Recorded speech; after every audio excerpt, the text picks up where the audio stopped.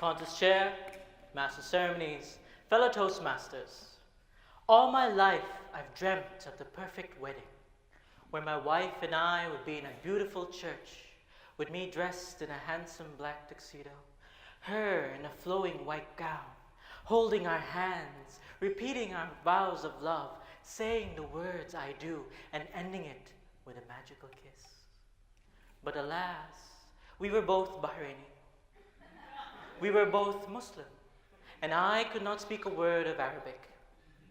But the worst thing was, she was a beautiful Bahraini woman, whereas I have to walk around carrying my passport to prove that yes, I am Bahraini.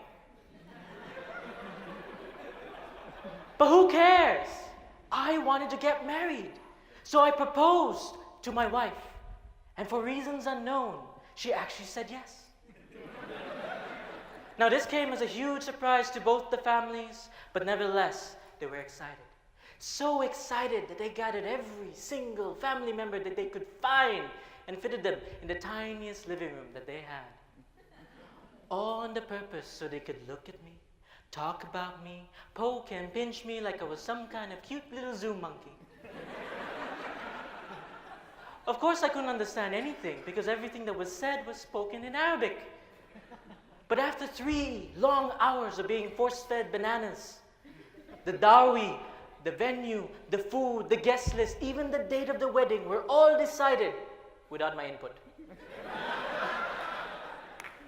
Of course, I had to translate this with the help of my father, word for word. But when I did, 3 hours later, it finally hit me.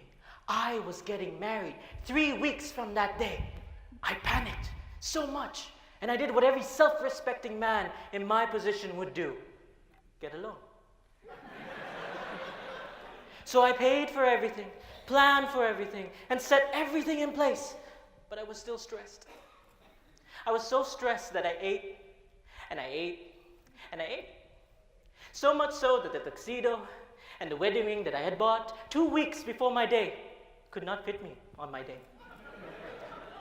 All you older men kept telling me you would be a changed man after your wedding night. But you lied. I was a changed man whenever I tried to put on these pants. I was a changed man whenever my wife tells me, "Darling, put on that ring," and it wouldn't fit. Which is why I carry it around my neck. It's safe to say, to this day, I have not reverted back to my original size. And looking at me now, I don't think I ever will. But who cares again? I wanted to get married. So, on my wedding day, hours before the wedding, my father comes in and tells me that he and I had to go to our aunt's house, no questions asked. So I put on an old t-shirt, some dirty jeans, and even dirtier sneakers, and off we went. And as I entered her house, I was greeted by uncles and cousins in quantities I'd never seen before. Even her aunt, my wife's father, was present. But of all things, there was a man named Uncle Hussein, I believe, who came up to me and asked, "Is this the groom?" "Yeah." "Can he speak Arabic?" "No." "Wallahi, this is a problem. I only got the sheikh that can speak Arabic." "Ya Rabbi, what will we do?" Okay. When the sheikh come, when he tell you sit, you sit. When he tell you repeat, you repeat. And in the end, you pay him some money because he helped us, and yani, look at you. And I thought to myself, wow, Uncle Hussein was such a nice man, getting me a sheikh to bless me for my wedding. So I decided to wait for this sheikh, and I did. And when he came, enough said, he told me to sit, so I sat. And before he asked anything out of me, he asked for my national ID card, which I weirdly and proudly gave him. Why would a sheikh need my national ID card to give me a blessing? Did he really want to check if I was Bahraini? He wrote down a few words on a piece of paper, and then he said a few verses, which of course I couldn't understand. And then it was my turn to repeat after him.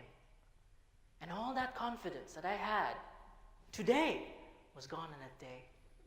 Because as I sat in front of my cousins and uncles, Ali, Muhammad, Ahmed, Ali, Muhammad, Ahmed, Ali, Muhammad, Ahmed,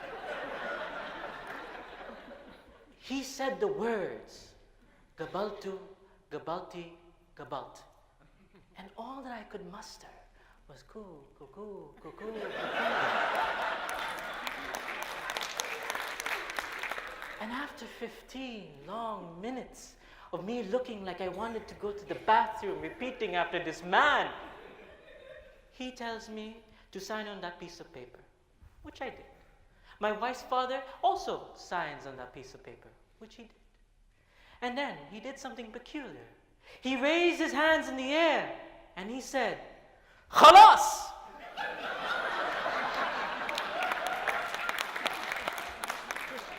And this is when things got weird because everybody was jumping up and down, clapping, hooting, congratulating me. And I was thinking, what the hell was going on?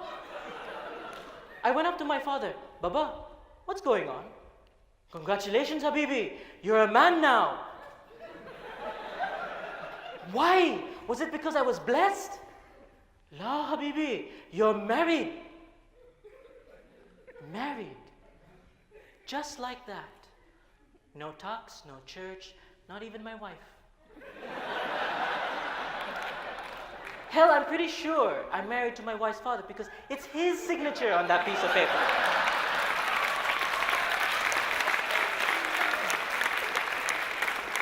But you know what, fellow Toastmasters? Who cares? Because I may not have my biggest dream, but I live the dream of being married to the most wonderful woman for 2 years. And most of you Toastmasters complain about marriage. I don't know why. But I get to live another dream today.